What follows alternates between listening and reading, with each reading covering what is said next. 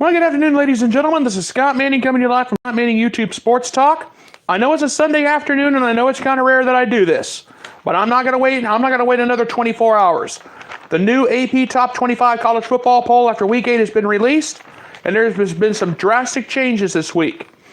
Alabama, UCF, West Virginia, and Washington are the only four teams that stayed where they were before the weekend started. Now, here are the latest. And according to the newest AP Top 25, Alabama 1. Clemson's moved up to number 2. Notre Dame has moved up to number 3. LSU is 4. Michigan 5 after their impressive win over Michigan State on Saturday.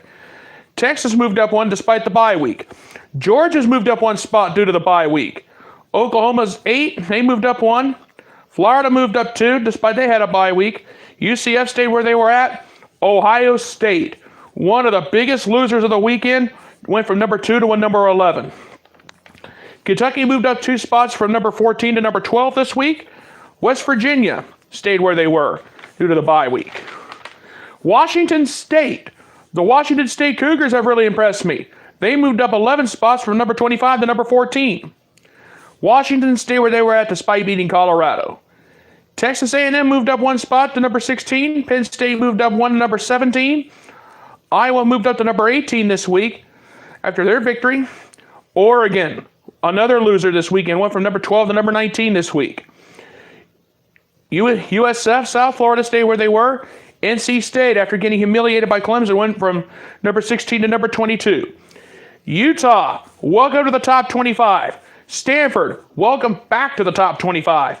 And Appalachian State, welcome back. Welcome to the top 25 for the first time ever. You guys coming at number 25. Well, if I could sum up all these changes in the top 25, you can thank Purdue for knocking off Ohio State last night.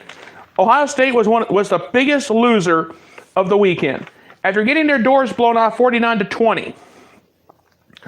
I want everybody to think about this for a minute.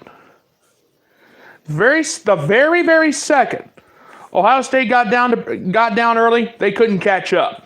Purdue outplayed them all night. Now, I know Dwayne Haskins had 468 yards passing in the game last night, but I just could not, in good faith, give him a game ball after the performance that the Buckeyes gave. David Bluff, Rondell Moore, and DJ Knox got my game balls last night, and they earned them. After the way that Ohio State played last night against Purdue, I was just sick. And I'm sure every Buckeye and every Buckeye fan and all members of Buckeye Nation feel the same way I do. Thank heavens the Buckeyes have a bye week because they can really wait. This is going to be This is a wake-up call. You guys played awful. Ohio State did not play like the number 2 team in the nation last night. And that's all there is to it. Clemson played fantastic. Notre Dame had a bye week. LSU, they played great. Okay, it was only a 19-3 victory against Mississippi State. However, LSU did move up to number 4. Michigan moved up 1 to number 5. Michigan played great. He played great yesterday. Shea Patterson gets a game ball. Karan Higdon, he got a game ball. And I even gave a game ball to the Michigan defense for holding Michigan State to 94 yards total offense on Saturday. Now, Texas didn't play, but they moved up 1. Georgia, the same thing. They didn't play. They moved up 1 up to number 7. Now, this weekend, Georgia and Florida face off in Jacksonville, which is known as the world's largest outdoor cocktail party. However, I'm not going to even worry about that because you got to remember, the SEC East is going to be up for grabs. And Georgia and Florida face off on Saturday, so there's a lot at stake there.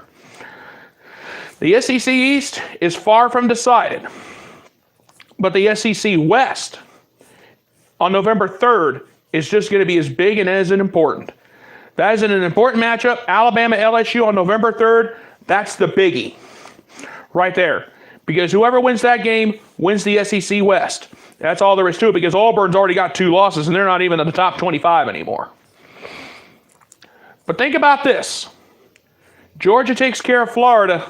Florida. If Georgia takes care of Florida, it doesn't get any easier for them because they got number 12 Kentucky afterwards. Now, I've said it before, Georgia's schedule doesn't get any easier. Now we're into the meat of the schedule. Now it's really crunch time. as far as the SEC goes. But as far as the Pac-12, Washington State knocking off Oregon, that was huge.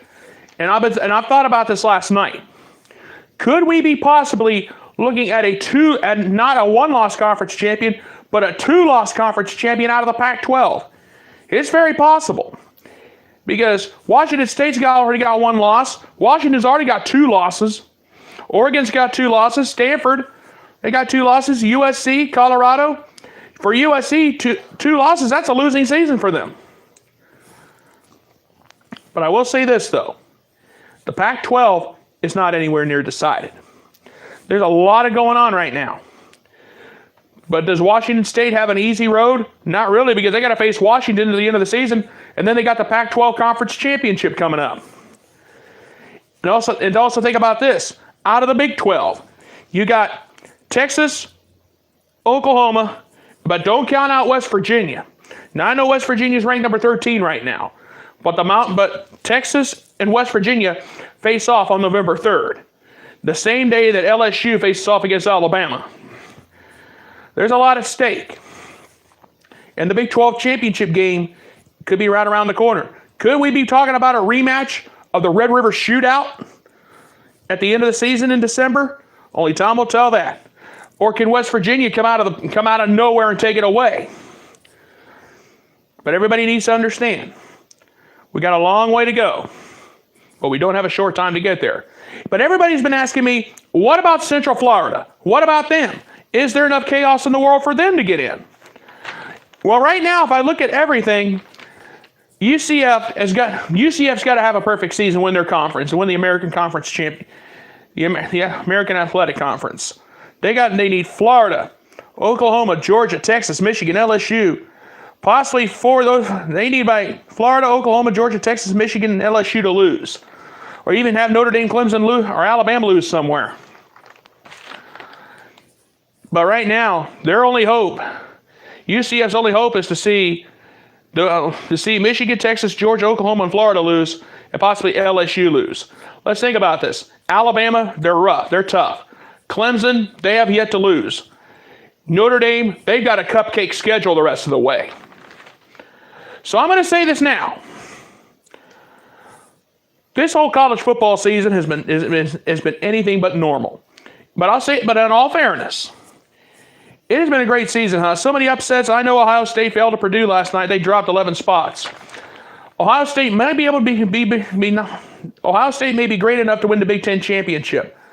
But as far as their college football playoff hopes go, they're gone after getting humiliated by Purdue.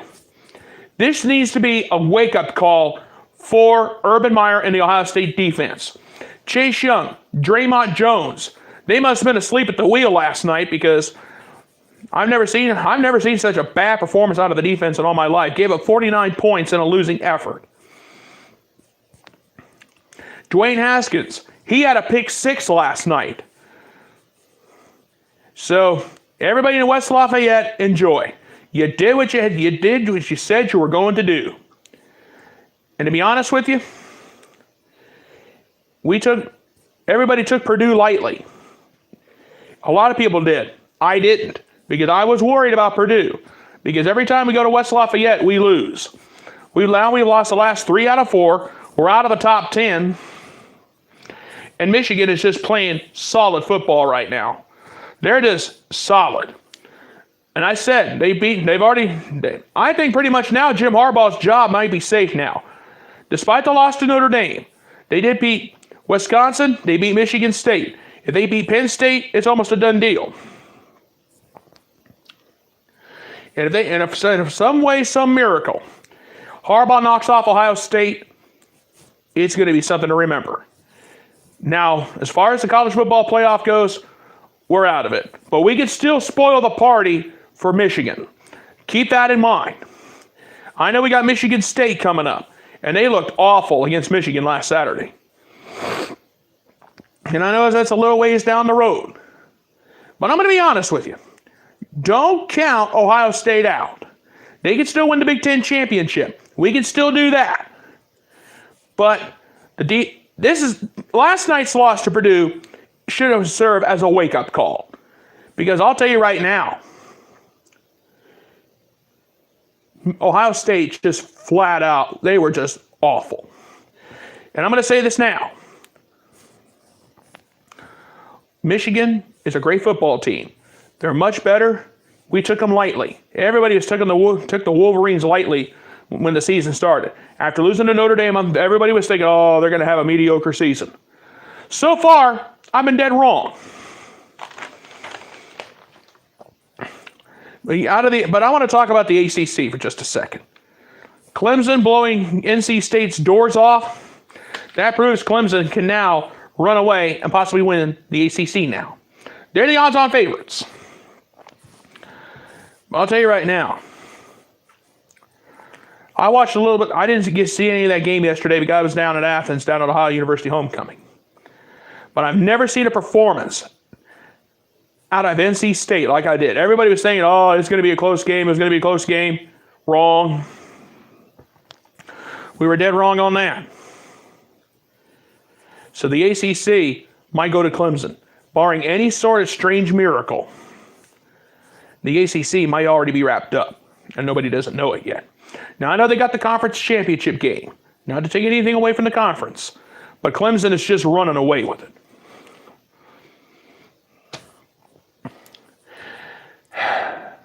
It was a wild day. It was a wild Saturday yesterday. I was down in Athens all day. Not much happened. I come home, watch some of the Ohio State game. I'm thinking Ohio State's down 7-3. We got a shot. We couldn't convert on a fourth down. We got sacked so many times. Our defense played horrible. Dwayne Haskins had a pick six. We just looked bad. There's nothing more you can say today. And I'm not going to say anything more today because I got a lot of other stuff on my mind. I'm just kidding about the other stuff on my mind. But after this Saturday in college football, it was bad. And that's all there was to it.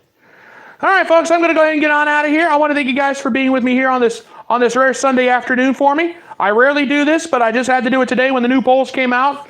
I decided I'm not going to wait until Monday because this was so big and so huge. And that's all there was to it. But I'm going to be honest with you. It was a great day yesterday. It was a great Saturday for me, all my family. You know, I had a great time down in Athens yesterday at Ohio University. I want to thank you guys for being with me here today. Please catch my next video. That'll probably be Tuesday morning. Well, I'm probably not going to do another video. Probably not till Tuesday morning. I'm going to get you ready, and that's going to be a special video. I'm going to get you ready for Game 1 of the World Series on Tuesday night. Please tune in tomorrow night at a special time at 7 o'clock p.m. Eastern Time on Facebook for the Scott Manning Facebook Sports Talk Live Show. I'm going to get you ready for the World Series. I'm going to talk about Ohio State and the new AP Top 25 poll that has come out. And I'm also, too, this Friday night coming, due to Game 3 of the World Series, the Scott Manning YouTube College Football Podcast pregame show has been moved up to 7 o'clock p.m. Friday night because I want to get the show in before the World Series gets underway, so this way I'm not waiting all night. And this is only just going to be a one-time deal, I promise you. After that, it goes back to 10 p.m. And I'll be making an announcement later in the week just to let you know what I'm going to be doing and the reason for the time change this week. I want to thank you guys so much for being with me here on this Sunday afternoon. You guys have a great day. Spend the rest of the days with your family, and God bless. Goodbye, everybody, and thank you.